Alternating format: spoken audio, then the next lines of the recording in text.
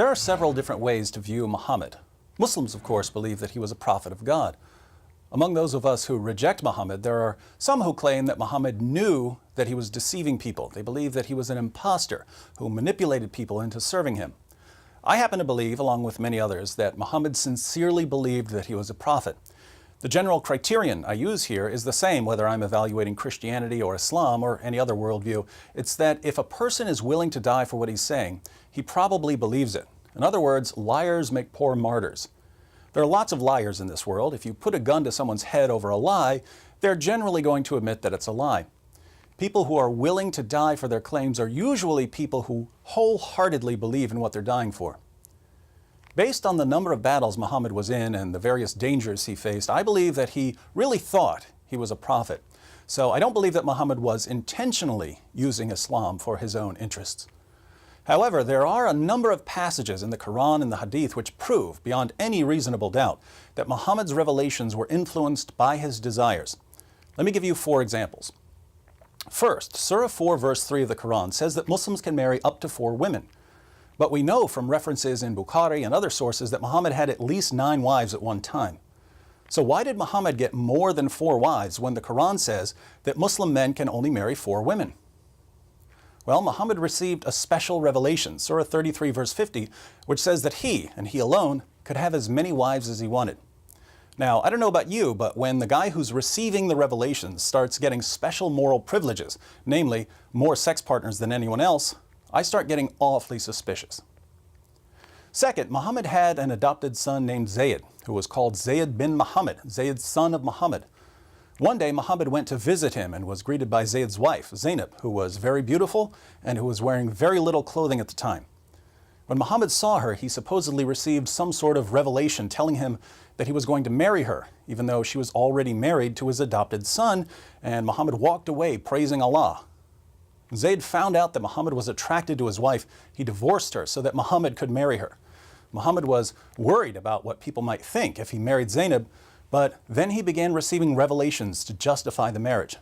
This is when he received Surah 33 verse 37 of the Quran, which says that it's okay to marry the divorced wives of your adopted sons.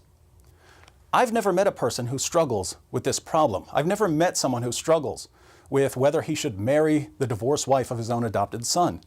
So this verse has no purpose other than justifying what Muhammad did. Third, Muhammad's wife Hafsa once came home early and caught Muhammad in her bed with another woman, his slave girl Mary the Copt. Seeking to avoid further conflict, Muhammad promised that he would stop having sex with his slave girl. But a little later, Muhammad started having sex with Mary again. How did he justify his sexual relationship with Mary when he had taken an oath to stop having sex with her? Well, he received a revelation, Surah 66 verses 1 through 2 of the Quran, where Allah says, "O Prophet, why do you forbid yourself that which Allah has made lawful for you? You seek to please your wives, and Allah is forgiving, merciful. Allah indeed has sanctioned for you the expiation of your oaths, and Allah is your protector, and He is the knowing, the wise." Notice, Muhammad swears, "I'll never have sex with my slave girl again." Then he starts having sex with her because Allah told him to break his oath. Very interesting. Fourth, one of Muhammad's wives was a woman named Sauda. As Sauda aged, she became unattractive and extremely overweight, and Muhammad decided to divorce her. Terrified of being abandoned in her old age, Sauda hatched a plan. She knew that Aisha was Muhammad's favorite wife and that Muhammad would like to spend even more time with Aisha.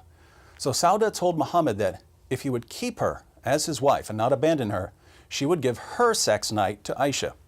This arrangement would allow Muhammad to spend twice as much time with Aisha as he spent with any of his other wives. Muhammad was happy with the arrangement, and so was Allah.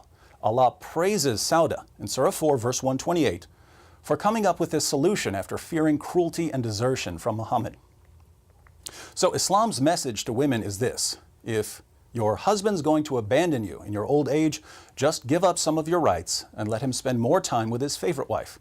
This will keep him from divorcing you and abandoning you. Over and over again, Muhammad's revelations are just too convenient. The Quran is supposed to exist eternally in heaven, and yet parts of it have more to do with satisfying Muhammad's desires than with guiding humanity. Even Muhammad's wife Aisha noticed this.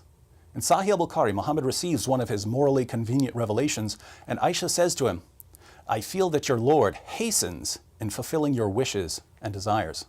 So I personally believe that Muhammad was sincerely convinced that he was a prophet, but the evidence is clear that his desires influenced the revelations he was receiving.